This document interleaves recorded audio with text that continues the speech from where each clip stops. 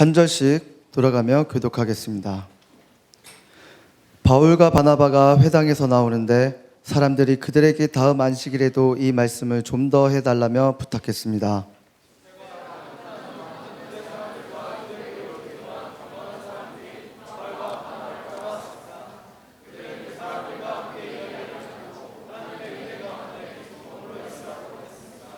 그 다음 안식일에도 그 도시의 사람들이 거의 다 주의 말씀을 듣기 위해 모였습니다.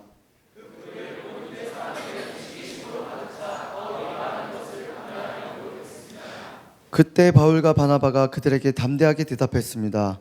우리는 하나님의 말씀을 여러분에게 먼저 전하지 않을 수 없었습니다. 그런데도 여러분은 그 말씀을 거절하고 영원한 생명을 얻기 위해 합당치 못한 사람이라고 스스로 판단하고 있습니다. 그렇기 때문에 우리는 이제 이방 사람들에게 눈을 돌립니다.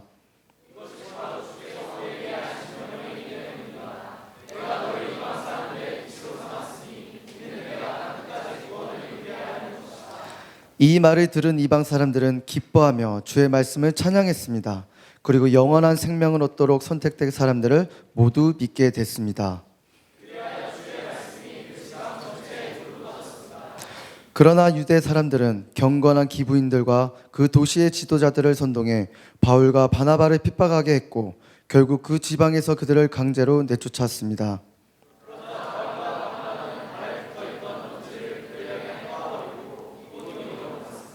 다 같이 읽겠습니다.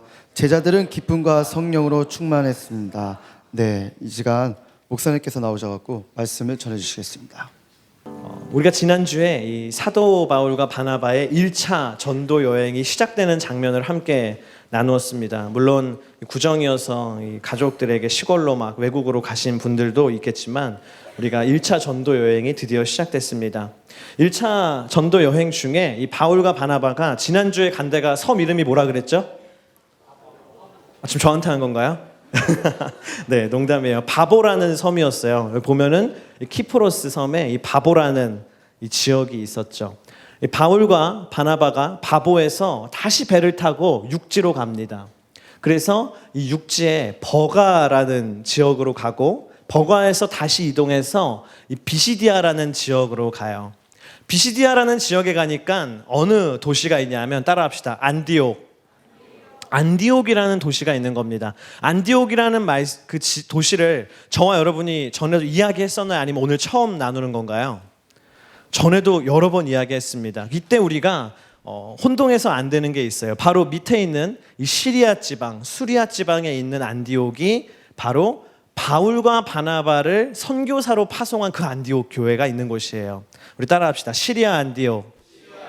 저기가 시리아 안디옥이고 지금 바울과 바나바가 간 비시디아 지역에 있는 안디옥이라는 도시가 또 있는 거예요. 따라합시다. 비시디아 안디옥. 이름은 같지만 다른 도시죠. 마치 광주하면 경기도 광주, 전라도 광주 나누잖아요. 그런 것처럼 안디옥이라고 해서 같은 안디옥이 아니라 이름이 같지만 지역은 다른 두 개의 안디옥이 있어요. 현재 이 바울과 바나바는 1차 전도 여행을 하면서 위에 있는 비시디아 안디옥 지방으로 간 겁니다. 비시디아 안디옥에 딱 가니까 무엇이 있었냐면 회당이라는 것이 있었어요. 우리 따라합시다. 회당. 회당은 어떤 것이냐면 유대인들이 모이는 장소였습니다. 유대인들이 흩어져 살잖아요. 막 흩어져 사는 유대인들이 예루살렘에 있는 성전으로 가서 매번 예배드릴 수가 없었어요. 너무 멀잖아요. 그렇기 때문에 매번 예루살렘까지 갈 수 없기 때문에 유대인 성인 남자 10명만 모이면 그들은 회당을 만들었습니다. 회당을 만들어서 그곳에서 매주 예배도 드리고 그 회당에서 신앙 교육도 하고 그 회당에서 회의도 하고 때로는 재판도 하는 장소가 바로 회당이라는 곳이었어요. 비시디아 안디옥에 가니까 그 회당이 있는 겁니다. 그때 그 회당을 발견한 바울이 아마 이렇게 외쳤을 거예요. 우리 따라합시다. 아싸! 바울이 분명히 아싸 이렇게 외쳤을 거예요. 왜냐하면 아싸! 복음 전할 수 있다. 그렇게 기뻐했습니다. 바울과 같이 율법을 제대로 배운 유대인들은요, 회당에 딱 가잖아요. 그럼 어떤 일이 일어나는지 아십니까?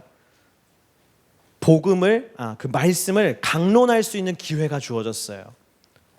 유대인, 말씀을 제대로 공부한 유대인이 왔어 우리 회당에도. 말씀 한번 전해주십시오 하면서 복음을 전할 수 있는 기회가 생기는 것이죠. 아니나 다를까 안디옥에 있는 회당에 갔는데 사람들이 바울과 바나바에게 부탁합니다. 우리 사도행전 13장 15절에 있는 말씀 함께 읽겠습니다. 시작. 율법서와 예언자들의 글을 낭독한 뒤에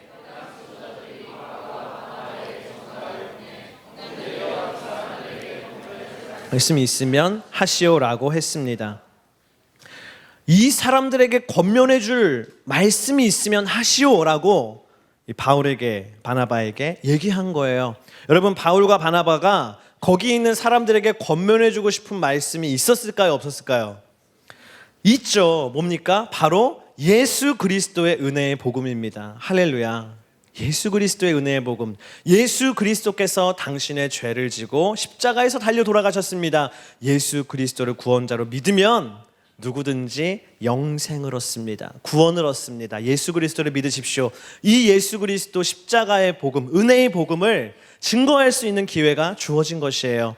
여러분, 바울과 바나바는 기회가 주어지건 주어지지 않건 언제든지 복음을 이야기하는 사람이었습니다. 할렐루야. 당신도 언제 어디서든 복음을 이야기할 수 있는 사람이 되십시오. 사람들이 이해할 수 있건 이해하지 못하건 받아들이건 받아들이지 않건 좋은 기회이든 그렇지 않은 상황이든지 간에 언제 어디서든지 복음을 드러내는 사람이 되십시오. 제가 FA 1기로 갔을 때 어떤 걸 깨달았냐 하면 너무 힘든 거예요. 복음을 전하는 게. 일단 터키어를 배워야 되잖아요. 얼마나 어려운지. 근데 복음을 전하는 게 간단한 단어 몇 가지로 전할 수 있는 게 아니거든요. 굉장히 심오한 것이잖아요. 그렇기 때문에 이 복음을 전하는 언어를 습득한다는 것은 굉장히 어려운 일입니다. 근데 막 그렇게 힘들게 언어를 막 배우고 공부해가지고 겨우 복음을 전하는 거예요. 선교지에서는 그렇게 겨우 복음을 전하는데 한국 땅에서는 너무 편하거든요. 복음을 전하는 게 그것에 비하면. 그러나 왜 우리는 전하지 않는가? 여러분, 언제 어디서든지 자신의 이야기를 하지 말고 복음을 드러내는 사람이 되기를 축복합니다. 이제 2월달이 됐죠. 곧 3월달이 다가옵니다. 새학기가 시작됩니다. 새학기가 시작되면 우리가 자주 하게 되는 게 뭔지 아세요? 자기소개 아닙니까? 자기소개. 새학기 되면 늘 새로운 모임이 생기고 새로운 사람들을 만나기 때문에 자, 우리 자기소개 할까요? 처음 한두 번은 괜찮은데 나중에 가면 갈수록 또 하는구나. 빨리 지나갔으면 좋겠다. 자기소개를 얼마나 많이 하는지 몰라요. 그때 자기소개할 때 우리는 바울과 바나바처럼 우리의 이야기를 하는 것이 아니라 그 안에서 예수 그리스도 복음의 이야기를 해야 합니다. 할렐루야. 이러는 거죠. 우리 자기소개 한번 해주세요. 네, 알겠습니다. 안녕하세요. 저는 이름이 홍길동이라고 합니다. 이름이 홍길동이지만 저는 아버지를 아버지라 부르고 형을 형이라고 부를 수 있는 그런 정상적인 사람이에요. 저는 올해 몇 살이고요. 보시다시피 살은 조금 쪘지만 비만은 아닙니다. 너무 걱정하지 마십시오. 저는 예수 믿는 청년이에요. 저는 온누리교회 하늘 공동체에 다니고 있습니다. 혹시 여러분 가운데 예수님에 대해서 궁금한 사람이 있다면 언제든지 저에게 오시면 제가 예수님을 잘 소개시켜 드릴 수 있습니다. 여러분, 예수님 믿고 영원한 생명을 얻는 축복이 있길 바랍니다. 감사합니다. 할렐루야. 외우셨죠? 네. 적절한 유머와 복음의 진리를 함께 전한다면 얼마나 좋을까. 네. 적절한 유머와 복음의 진리. 사람들이 처음에는 여러분이 그렇게 얘기하면 굉장히 이상한 사람으로 볼 거예요. 그러나 그것을 통해서 하나님은 역사하실 줄을 믿습니다.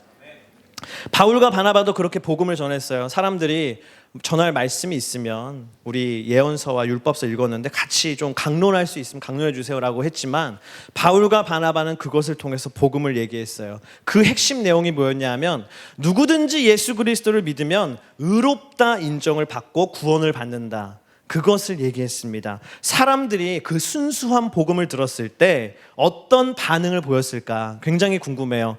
우리 42절부터 43절에 있는 말씀을 함께 읽겠습니다. 시작. 바울과 바나바가 회당에서 나오는데 사람들이 그들에게 다음 안식일에도 이 말씀을 좀 더 하려며 부탁했습니다. 집회가 끝난 후 많은 유대 사람들과 유대교로 개종한 경건한 사람들이 바울과 바나바를 따라왔습니다. 그들은 그 사람들과 함께 이야기를 나누고 하나님의 은혜 가운데 계속 머물러 있으라고 권했습니다. 아멘. 이 첫 번째 반응이 뭐였냐 하면 다음 안식일에도 와서 그 말씀, 예수 그리스도의 복음에 대해서 말씀을 좀 더 해주세요라고 부탁했어요. 놀라운 일입니다. 제가 설교를 마치고 내려갔을 때 누구도 와서 그 은혜의 복음을 다음 주에도 꼭 전해주세요 이런 사람은 없어요. 그러나 바울과 바나바가 복음을 전했을 때 사람들이 와서요, 다음 주에 이 복음을 더 자세하게 좀 전해달라고 부탁했어요.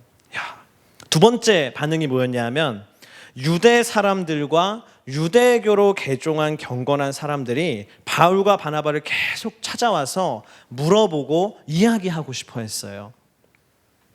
자, 누가 찾아왔다고요? 많은 유대 사람들과 유대교로 개종한 경건한 사람들. 많은 유대 사람들이라는 건 이해가 됩니다. 유대인들이구나. 율법을 지키는 유대인들. 그런데 유대교로 개종한 경건한 사람들은 과연 어떤 사람들일까?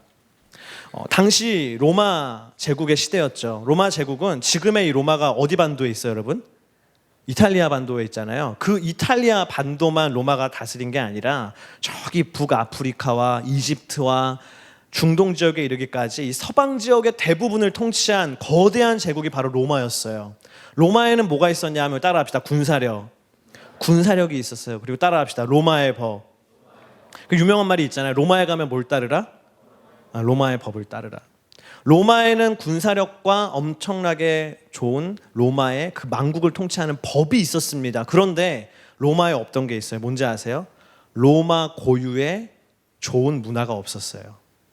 로마의 문화라고 해봤자 그리스 시대의 그 철학과 그리스 신화를 막 접목한 그런 문화들 밖에는 없었어요. 그리스 철학은 인본주의 철학이죠. 사람이 중심에 있는 철학입니다. 로마의 문화는 굉장히 인간적으로 흘러갔어요. 굉장히 쾌락과 탐욕을 쫓는 타락된 문화로 흘러갔습니다. 그래서 이 대표적인 예가 폼페이에 있는 로마의 문화 아니겠어요? 폼페이에서 발견되는 로마의 문화. 그때 당시에 귀족들, 잘 사는 사람들만 이 퇴폐와 향락을 즐긴 것이 아니라 로마 대부분의 문화가 그렇게 음란한 문화로 흘러갔습니다. 근데 그들 가운데 어떤 사람들이 있었냐면, 이건 아니다. 우리가 지금 이 로마가 길을 잃고 있다. 이건 아니다. 라고 생각하는 사람들이 있었어요. 그런 사람들 중에 많은 사람들이 이 유대교의 고귀한 율법, 유대인들은 정말 깨끗하게 살았잖아요. 그렇죠? 그 고귀한 율법을 흠모했어요. 그래서 나는 로마의 타락한 문화가 아니라 저 유대인들처럼 고귀한 저 율법을 따라서 정말 거룩하고 고귀하게 살고 싶어. 그래서 유대교로 개종하는 사람들이 있었습니다. 그 사람들이 유대교로 개종한 사람들이에요. 그 사람들도 오늘 바울과 바나바가 전한 복음을 듣고요, 또 듣고 싶어, 더 자세히 알고 싶어 해서 바울과 바나바를 따라갔다는 것이에요. 그리고 마지막 세 번째 반응이 있습니다. 가장 놀라운 반응이에요. 우리 13장 44절 말씀 한 절입니다. 함께 읽겠습니다. 그 다음 안식일에는 세상에나 유대인만 온 것이 아니라, 유대교로 개종한 사람만 온 것이 아니라 그 비시디아 안디옥 지역에 있던 이방인들까지도 바울과 바나바가 전하는 그 복음을 듣기 위해서 회당에 미어 터지게 모인 거예요. 왜 그랬을까? 왜 그렇게 많은 사람들이 그 자리에 모였을까? 우리 따라합시다. 목마르기 때문에. 여러분, 은혜라는 것은 목마른 사람에게 임하는 것입니다. 할렐루야. 우리 따라합시다. 목마른 사람을 위한 은혜. 오늘 말씀 가운데 주님이 우리에게 주시는 첫 번째 메시지는 목마른 사람을 위한 은혜입니다. 여러분, 세상은요, 그 목마름을 해결하기 위해서 우리에게 어떻게 하라고 얘기하냐면 이렇게 얘기해요. 첫 번째, 우리 따라합시다. 도덕적 의를 따라 살아라. 마치 오늘 말씀에 나오는 그 회당에 원래 있었던 유대인들처럼 그 율법을 지키면서 살고 싶었던 그 사람들처럼 도덕적인 의를 따라서 살라고 세상은 얘기합니다. 네가 좀 삶을 제대로 살고 싶으면 도덕적 의를 따라 살아 라고 얘기해요. 선한 일을 해라. 선행을 베풀어. 어려운 사람 너 많이 도와. 바르게 살아야지. 법을 어기면 안 되지. 정직하게 살아야지. 정의를 추구하면서 살아야지. 여러분, 맞는 말이에요? 틀린 말이에요? 너무 좋은 것들이죠. 선행을 하고 바르게 사는 것, 도덕적으로 온전한 삶을 사는 것. 그러나 여러분, 기억하십시오. 그렇게 살지라도 우리 안에는 해결되지 않은 갈증이 있어요. 도덕적으로 완전한 삶을 살더라도, 아무리 선행을 많이 베풀더라도, 내가 가진 모든 것을 다 사람들에게 나눠줄 수 있는 긍휼의 마음으로 살더라도 우리 안에는 해결되지 않는 목마름이 분명히 있습니다. 회당 안에 있던 유대인들이 그렇게 살았지만, 율법을 지키면서 철저하게 도덕적 완전을 추구하며 살았지만, 바울과 바나바가 전하는 복음을 듣고 저기에 뭔가 있다라고 생각했어요. 나에게 해결되지 않았던 뭔가 저기 해결할 수 있겠다라고 생각했어요. 세상이 또 목마름을 해결하라고 하면서 우리에게 뭐라고 하느냐? 우리 따라합시다. 고귀한 문화와 지성을 추구하며 살아라. 지성을 추구하며 살아라. 유대교로 개종한 사람을 아까 얘기했어요. 그렇죠? 유대교로 개종한 사람들이 원했던 게 바로 그거거든요. 고귀한 문화, 고귀한 지성. 야, 사람이라면 정말 좀 저급하게 사는 게 아니라 고귀하게 좀 살아야 되는 거 아닌가? 고귀한 것을 추구하면서 차원 높은 삶을 살아야 되는 게 아닌가? 저질로 살지 말고 고급지게 살아야 되지 않는가? 그런 사람들은 고결한 것을 추구하죠. 막 지성을 쌓습니다. 지성을 막 쌓아요. 공부를 엄청 많이 해요. 지성을 쌓아요. 막 교수가 돼요.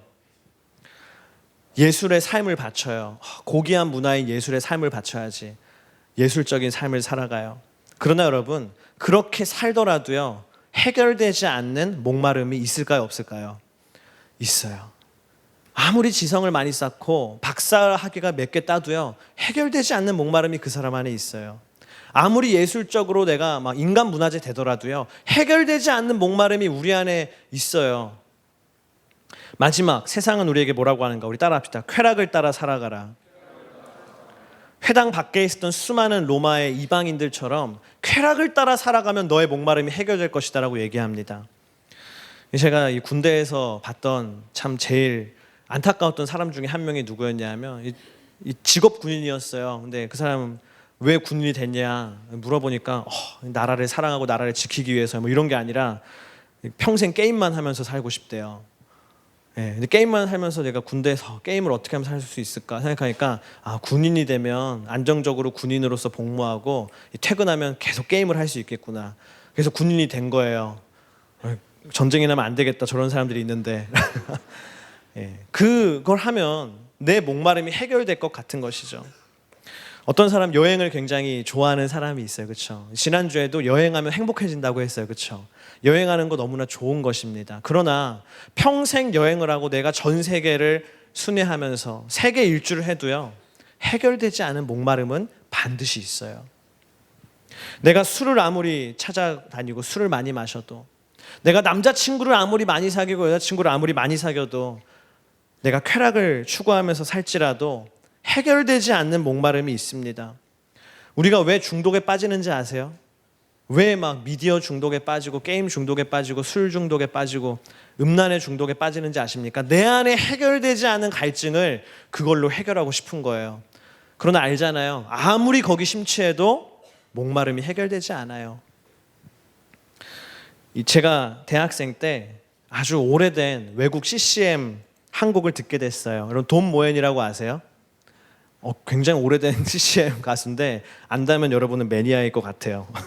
돈 모엔이라는 아주 유명한 CCM 가수가 있어요. 그 사람이 부른 찬양 가운데 Deeper in Love라는 찬양이 있어요. Deeper in Love. 그 찬양의 시작이 굉장히 은은한 멜로디로 시작해요. 이렇게 시작해요.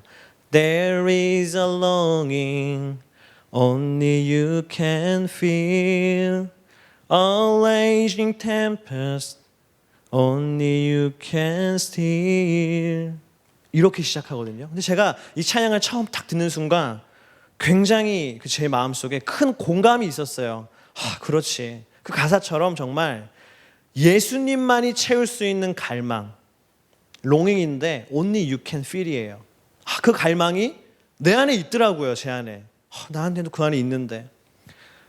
예수님만이 잠잠하게 할 수 있는 성난 폭풍이 내 안에 있는데, 제가 그 찬양을 듣는 순간 엄청난 공감을 얻었어요. 맞아. 내 안에도 그게 있지. 내 안에도 그런 갈증이 있지. 예수님만이 채울 수 있고 예수님만이 잠잠하게 할 수 있는 성난 폭풍우가 내 안에 있긴 있지. 그리고 그 다음 찬양이 이렇습니다. My soul is thirsty, Lord, to know you as I'm known. Drink from the river that flows before your throne. 제가 이것을 공감했어요. 그렇구나. 무언가를 발견한 듯한 은혜를 받았어요. 무엇이라고 정의할 수는 없지만 우리 안에 하나님만이 채울 수 있는 내 영혼의 목마름이 있다. 하나님만이 채울 수 있는 목마름, 그 thirsty가 내 안에 있다. 예수님을 믿는 사람이건 예수님을 믿지 않는 사람이건 우리에겐 여러분 에덴 동산에서부터 잃어버린 한 조각의 목마름이 있습니다. 태어날 때부터 갖고 있는 한 조각의 목마름이 있습니다.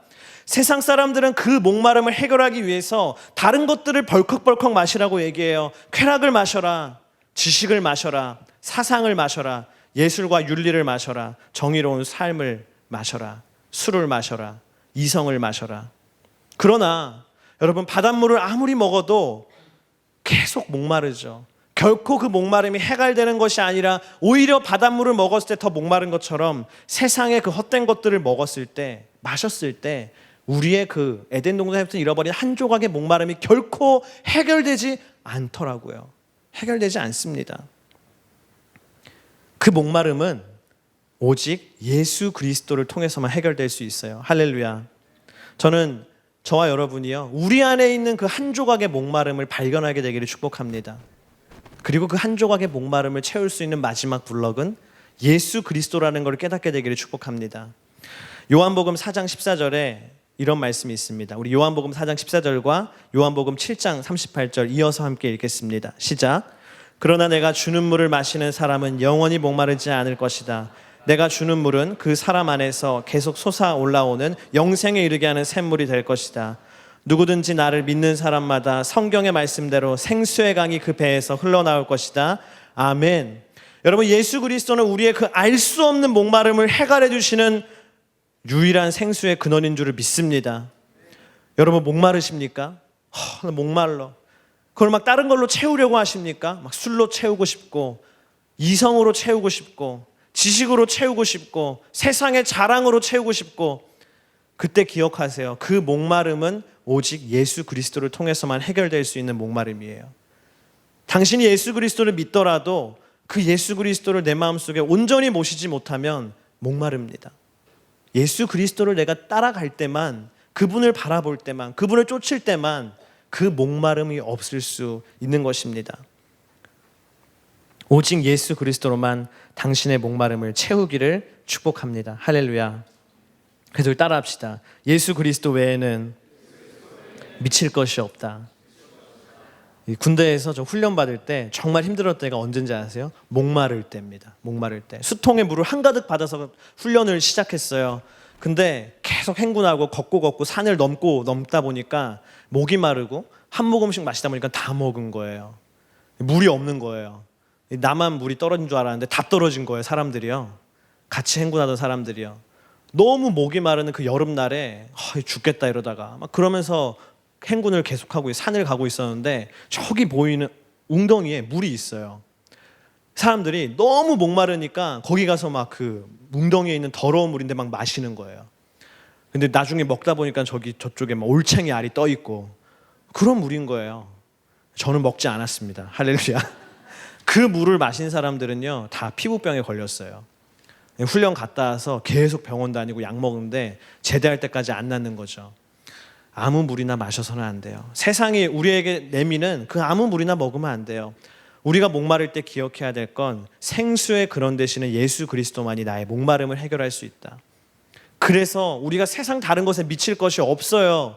예수 그리스도에는 미칠 것이 없는 줄을 믿습니다. 두 번째, 하나님은 어떤 자에게 은혜를 주시는가? 우리 따라합시다. 자격 없는 사람을 위한 은혜. 하나님은 자격 없는 자에게 은혜를 베푸십니다. 비시디아 안디옥의 모든 사람들이 회당에서 바울과 바나가 전하는 그 복음을 듣고 너무나 기뻤어요. 와, 내 목마름을 해결해 줄 수 있는 게 여기 있었구나. 예수님만이 내 목마름을 해결해 줄 수 있겠구나. 너무나 기뻤어요. 그런데 그 중에 기쁘지 않은 일군의 무리가 있었어요. 누구였을까요? 졸고 있던 사람들이었을까요? 아닙니다. 일군의 유대인들은 그 자리가 너무나 불편하고 화가 나는 자리였어요. 우리 45절에 있는 말씀 함께 읽겠습니다. 시작. 그 무리를 본 유대 사람들은 시기심으로 가득 차 바울이 말하는 것을 반대하며 모욕했습니다. 일부 유대인들은요, 바울이 말하는 복음에 극렬하게 반대했어요. 극렬하게 모욕했어요. 아니야, 쟤네 거짓말하는 거야. 모욕하고 반대했습니다. 이유는 간단해요. 뭐라 그랬어요? 따라합시다. 시기심. 말씀에 나왔어요. 시기심이라고. 이때 이 시기심은 두 가지를 의미합니다. 첫 번째는 우리 따라합시다. 질투.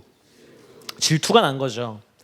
자신들이 회당에 섰을 때는 사람들이 몇 명 오지도 않았는데 바울과 바나바 어디 듣도 못한 사람들이 와서 뭐 처음 듣는 메시지를 전하는데 엄청나게 많은 사람들이 모이는 거예요. 질투가 났어요. 이런. 그래서 그들을 비판하고 모욕했다.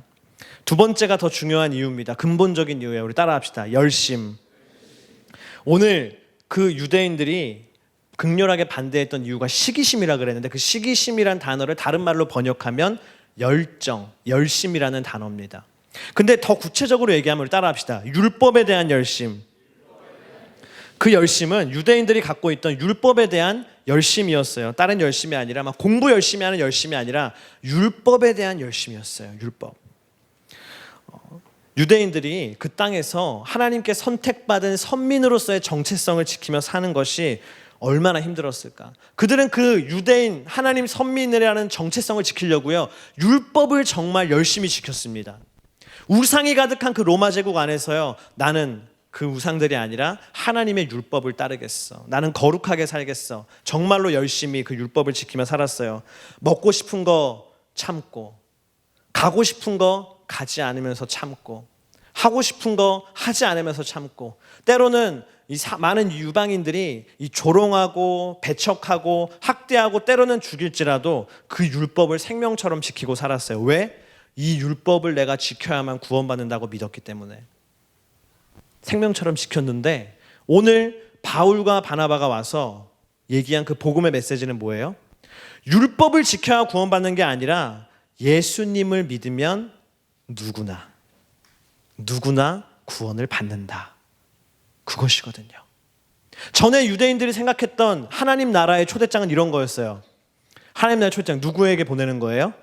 율법을 지킨 사람에게만. 하나님의 율법을 지킨 사람에게만 하나님 나라에 갈 수 있는 초대장이 온다고 생각했어요. 그러나 오늘 바울과 바나바가 전한 복음의 메시지는 그게 아니라 이거라는 거죠. 누구에게 옵니까? 하나님을 믿는 사람이라면 누구나 하나님 나라의 초대장이 온다. 마치 그런 것 같은 거죠. 고3 때 막 열심히 나는 공부하고 그랬어요. 근데 내 옆에서 공부 하나도 안 하고 막 매일 놀고 먹고 자던 친구, 그 날라리 같은 친구가 정작 나와 같은 대학 같은 과에 갔을 때 얼마나 억울해요. 나는 생명처럼 공부했는데 얘도 같이 나와 있네? 말도 안 돼. 이 화가 나죠. 대학생 때 매일 놀고 수업 빠지고 계속 매일 연애만 하던 친구가 나는 열심히 정말 공부만 하면서 착실하게 살았는데 나중에 졸업하고 같은 직장에 취업했을 때 얼마나 화가 나요. 주님은 공평하신 분이 맞습니까? 복음 앞에선 유대인들도 그런 마음이었어요. 그러나 여러분, 그 모든 것이 우리들의 마음속에 있는 한 가지 때문에 비롯된 것입니다. 왜 그런 생각이 드느냐? 한 가지 때문이에요. 우리 따라합시다. 자기의 때문입니다. 자기의를 추구하고 있기 때문에, 내가 나의 의를 붙들고 있기 때문에 하나님의 의를 인정하지 못하는 것이죠. 내가 율법을 지켰어. 내 의거든요. 내가 했다. 하나님이 구원을 베푸셔서를 인정하지 못하는 거예요. 하나님의 의를. 존 오트버그라는 사람이 이런 말을 했습니다. 우리 함께 읽겠습니다. 시작. 믿음에 대항하는 예방접종은 자기 의를 복용하는 것이다. 네. 자기 의를 먹으면 내 안에 있는 의가 있는 사람은 믿음을 갖기 어렵다는 것이에요. 제가 예전에 세례 교육을 하는데 제일 어려웠던 케이스 중에 하나가 뭐였냐면 경찰이었어요. 경찰인데 이 사람이 세례 교육을 받으러 왔어요. 제가 죄에 대해서 첫 시간에 얘기했어요. 교육하면서 우리는 죄인입니다. 이분이 너무 마음 힘들어하는 거예요. 난 매일 죄인들을 잡으러 다니는 사람인데 내가 죄인이라는 게 말이 되는가. 그게 뭐예요? 내가 의로운 사람이라고 생각하기 때문에 하나님의 의를 인정하기가 어려운 것이죠. 잠깐 재밌는 한 이야기를 하려고 합니다. 20세기를 대표하는 이 손꼽히는 소설가 중에 하나가 한 분이 이자크 디네센이라는 사람이 있어요. 덴마크의 여류 작가입니다. 그녀의 대표작 중에 하나가 여러분 아시나 모르겠어요. 따라합시다. 바베트의 만찬. 바베트의 만찬이라는 소설이 있습니다. 영화로 만들어져서 영화로 더 유명한 작품이에요. 여러분 한번 시간이 되시면 바베트의 만찬을 한번 보십시오. 굉장히 지루하고 재미없지만 깊은 의미가 있는 영화입니다. 주인공이 어떤 사람이냐 하면 이 바베트라는 저 여인이 주인공이에요. 저 바베트라는 여인은 어떤 사람이냐 하면 프랑스의 제일의 요리사예요. 프랑스가 요리가 유명하잖아요. 그렇죠? 근데 프랑스에서 제일 가는 손꼽히는 요리사가 이 바베트라는 여인이었습니다. 그런데 프랑스 혁명이 일어나고 그 프랑스 혁명 때 이 바베트 그 여인의 남편과 아들이 다 죽게 돼요. 그리고 바베트 자신도 위태한 상황에 목숨이 위태로운 처지에 놓이게 됩니다. 그럴 때 이 바베트가 도망치죠. 도망쳐서 어디로 가냐 하면 노르웨이에 있는 한 시골 마을로 숨어들어요. 아무도 찾을 수 없는 곳으로 이 깡촌으로 들어간 거죠. 아주. 근데 그곳에서 이 불쌍한 호롤단신 겨우 목숨을 부지해서 온 이 바베트를 맞아준 사람이 누구냐 하면 이 두 자매 할머니였어요. 저런 할머니 두 명이 맞아줬어요. 이 자매 할머니는 이 아버지가 목사님이었어요. 이 지역에 있는 그 동네 목사님인데 이 아버지는 이제 없고 아버지는 돌아가셨고 이 두 자매는 이 할머니가 돼서 그 마을을 지키고 있었어요. 이 할머니 둘이 이 바베트라는 불쌍한 여인을 거둬줬어요. 바베트는 자신의 정체를 숨겼습니다. 자신이 인류 요리사이고 그런 걸 다 숨겼어요. 위험하니까. 그래서 이제 그날부터 이 할머니의 집에서 평범한 가정부가 돼서 살아가기 시작합니다. 그렇게 가정부로 산 지 12년이 흘렀어요. 12년 동안 열심히 성실하게 이 할머니와 가족처럼 그 집에서 일하면서 살았는데 12년 만에 프랑스에서 편지 한 통이 옵니다. 근데 그 편지에는 어떤 내용이 있었냐 하면 바베트 네가 복권에 당첨됐다. 할렐루야 주님. 그래서 복권에 당첨돼서 상금이 자그마치 10,000프랑이라는 거예요. 10,000프랑. 알고 보니까 이 바베트가요 해마다 이 프랑스에 있는 친구를 통해서 매년 복권을 샀는데 12년 만에 그게 당첨이 된 거예요. 드디어. 우리는 그럴 리 없으니까 복권 사지 마세요. 이 두 자매 할머니가 축하해 줬어요. 바베트에게. 축하한다고 진짜 고생 끝에 낙이 온다고. 바베트 당신이 이렇게 고생했는데 이제는 복권이 당첨돼서 이제 고향 프랑스로 파리로 금이 환영하겠네요. 축하해 줬어요. 그러면서 한편으로 너무 아쉬웠어요. 12년 동안 완전 정들어서 이제 우리 가족 같은데 이제 그만 헤어지게 되겠구나. 너무 아쉬웠어요. 그때 이 바베트가 한 가지 제안을 합니다. 뭐였냐면 자기가 마지막으로 이 마을 사람들을 모아서 한번 저녁 식사를 내가 프랑스식으로 한번 대접하고 싶다는 거예요. 내가 프랑스 출신인데 프랑스식 한번 제가 한번 저녁 식사 대접하고 싶어요. 그래서 너무 좋다고. 그래서 그때부터 이제 바베트는 몇 주 동안 열심히 그날의 만찬을 준비하기 시작해요. 듣도 보도 못한 막 재료들을 사오고요. 아름다운 그릇들을 사오고요. 열심히 정말 만찬을 준비합니다. 드디어 약속한 날이 됐어요. 그 할머니, 두 자매 할머니의 집에 12명의 사람들이 모였습니다. 매 주일마다 예배를 드리는 그 사람들. 그 자리에는 별의별 사람들이 다 있었어요. 근데 그 자리에서 이제 바베트가 준비한 그 맛있는 프랑스 요리로 식사를 하는 거예요. 요리가 나오는데 코스로 막 나오는 거예요. 근데 사람 너무 놀라는 거 나올 때마다 생전 처음 보는 맛있는 프랑스 요리들이 막 앞에 있는 거예요. 와, 경이롭다. 사람들이 그날 얼마나 행복해하면서 음식을 먹으면서 그 식탁이요 거의 천국의 식탁이었어요. 너무 기쁘게 먹었어요. 사람들이 그렇게 행복하게 만찬을 즐기고 다 돌아갔습니다. 이제 바베트가 막 그릇들을 치우면서 정리하면서 막 녹초가 됐어요. 그날 이 만찬을 감당하고. 그때 이 두 자매 할머니가 바베트에게 얘기해요. 오늘 정말 훌륭한 저녁 식사였어요. 바베트가 이제 파리로 돌아가도 오늘 저녁만큼은 우리가 절대 평생 잊지 못할 겁니다. 너무 고마워요. 그러자 바베트가 대답하는 거예요. 저는 파리로 돌아가지 않습니다. 거기 가봐야 이미 가족들과 친구들은 다 처형당하거나 아니면 감옥에 있어요. 그리고 저는 결정적으로 파리로 돌아갈 돈이 없어요. 그러는 거예요. 두 자매 할머니가 막 당황해서 물어봤어요. 10,000프랑 받지 않았냐고. 10,000프랑 있잖아요. 그러자 바베트가 충격적인 대답을 해요. 뭐라고 하냐면 방금 사람들이 먹은 그 저녁 식사에 당첨금 10,000프랑을 모조리 쏟아부었다는 거예요. 프랑스 인류 식당에서 12명이 식사하려면 이 정도 돈이 든다. 그렇지만 나는 행복하다라고 얘기하는 거예요. 여러분, 바베트가 베푼 만찬은 은혜의 만찬입니다. 왠지 아세요?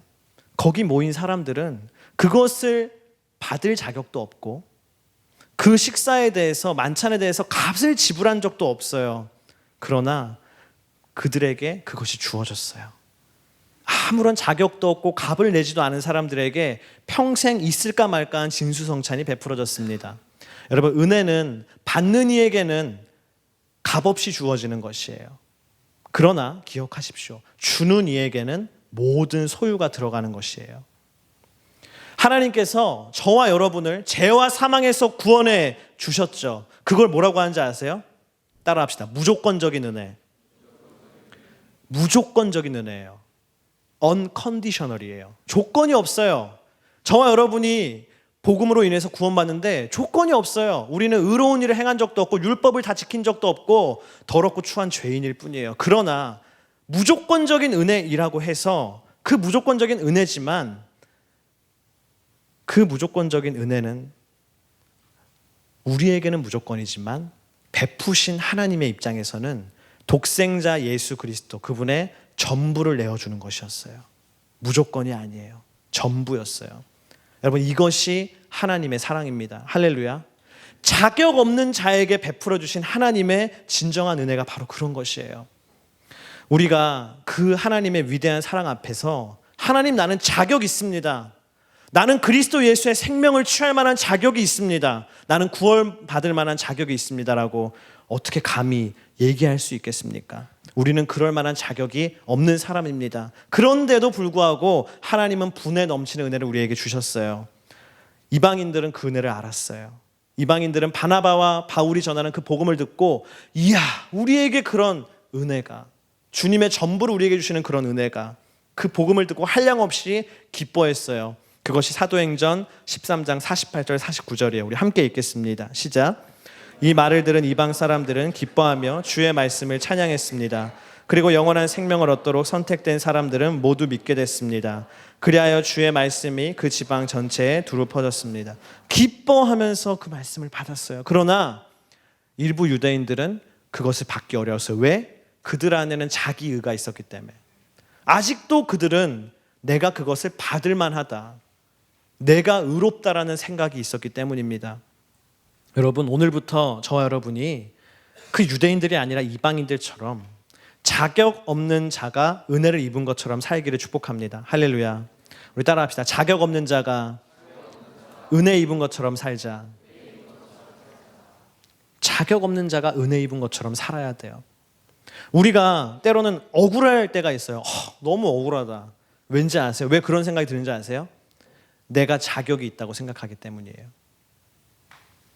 내가 자격이 있다. 우리가 때로 화날 때가 있어요. 막 화가 올라올 때가 있어요. 왜 그런지 아세요? 내가 자격이 있다고 생각하기 때문이에요. 그러나 자격 없는 자가 은혜를 입은 것을 알고 살아가면요, 억울한 일이 없어져요. 화낼 일이 사라져요. 불행한 일도 없어져요. 왠지 아십니까? 이미 나는 죽었고 예수 그리스도 십자가의 희생으로 내가 덤의 삶을 살기 때문에, 덤으로서의 삶을 살기 때문에, 이 시간부터 저와 여러분이 살아가는 삶은 내가 받을 만해서 누리고 있는 삶이 아니에요. 내게 아니에요. 나는 이미 십자가에서 죽었어요. 예수 그리스도로 인해 주어진 덤으로서의 삶이에요. 보너스로 주어진 삶입니다. 보너스로 주어진 삶 가운데는 자격 있는 사람이 없습니다. 의로운 사람이 없습니다. 감사와 기쁨만이 있을 뿐이에요. 여러분, 오늘 말씀을 정리하기 원합니다. 리처드 니버라는 유명한 신학자가 이런 말을 했어요. 우리 함께 읽겠습니다. 기독교의 위대한 개혁은 여태 몰랐던 것을 새로 찾아야 이루어지는 것이 아니다. 그것은 이미 있는 것을 전혀 다르게 보는 이가 있을 때 일어난다. 여러분, 교회, 기독교라는 것은요, 새로운 것을 이곳에 와서 발견하는 것이 아닙니다. 뭔지 아세요? 이미 내가 알고 있던 것을 좀 더 바르게 새롭게 발견할 때 은혜가 임하고 변화가 일어나는 것입니다. 우리는 은혜라는 말을 얼마나 많이 쓰는지 몰라요. 그렇죠? 교회 오면 은혜 받았어, 은혜롭다, 막 간식을 먹다 맛있을 때 오늘 간식 은혜롭네. 예. 너 이름이 뭐니? 은혜야. 은혜구나. 예. 교회 안에 은혜가 얼마나 많은지 몰라요. 그러나 여러분 그 은혜를 저는 오늘 여러분들이 새롭게 발견하게 되기를 축복합니다. 그 은혜는 무엇입니까? 내 안에 있는 목마름을 해결해 줄 수 있는 유일한 생수의 근원이에요. 목마른 사람, 여러분 다른 물 마시지 마십시오. 세상의 다른 것에 미치지 마십시오. 은혜만이 여러분을 갈급함을 해결해 줄 수 있습니다. 두 번째, 은혜는 자격 없는 인생에게 주어지는 것이에요. 저 여러분은 아무런 자격이 없어요. 저는 오늘 이 강단에 올라올 때도 하나님, 나는 여기서 말씀을 전할 자격이 전혀 없어요. 은혜로만 올라온 것이죠. 자격 없는 자에게 주어지는 놀라운 선물이 은혜. 우리는 이미 그 놀라운 은혜를 선물 받은 사람입니다. 그 은혜의 감격을 늘 새롭게 경험하기를 축복합니다. 우리 시간 함께 다 같이 일어나서 함께 찬양하기를 원합니다. 우리 하나님의 은혜라는 찬양이에요. 우리 함께 이 시간 이 찬양을 부르면서 내 인생 가운데 하나님이 베풀어 주신 은혜, 목마른 내 인생, 자격 없는 내 인생 가운데 베풀어 주신 그 하나님의 은혜를 우리가 묵상하기를 원합니다.